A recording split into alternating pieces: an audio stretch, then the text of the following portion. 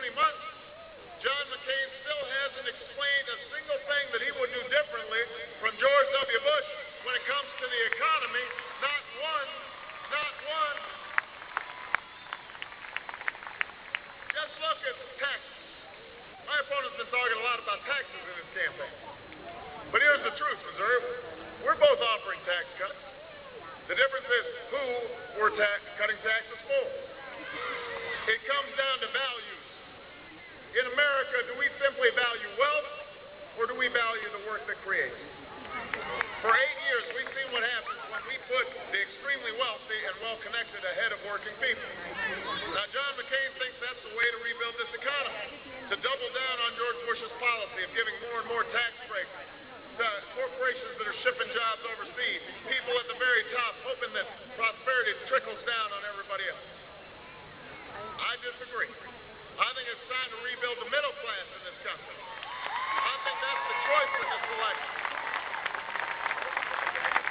Senator McCain wants to give the average Fortune 500 CEO a $700,000 tax cut.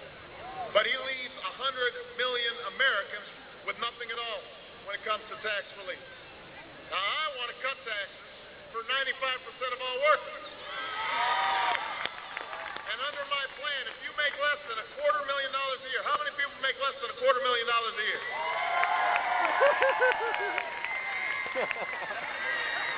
If you make less than $250,000 a year, which includes 98% of small business owners, you won't see your taxes increase one single dime. Not your payroll tax, not your income tax, not your capital gains tax, no tax.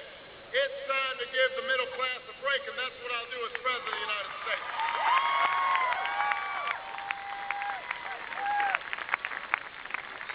Now, last few days, Senator McCain's been attacking my middle class tax cut. He actually said it goes to those who don't pay taxes. That's what he said. Even though it only goes to working people who are already getting taxed on their paycheck.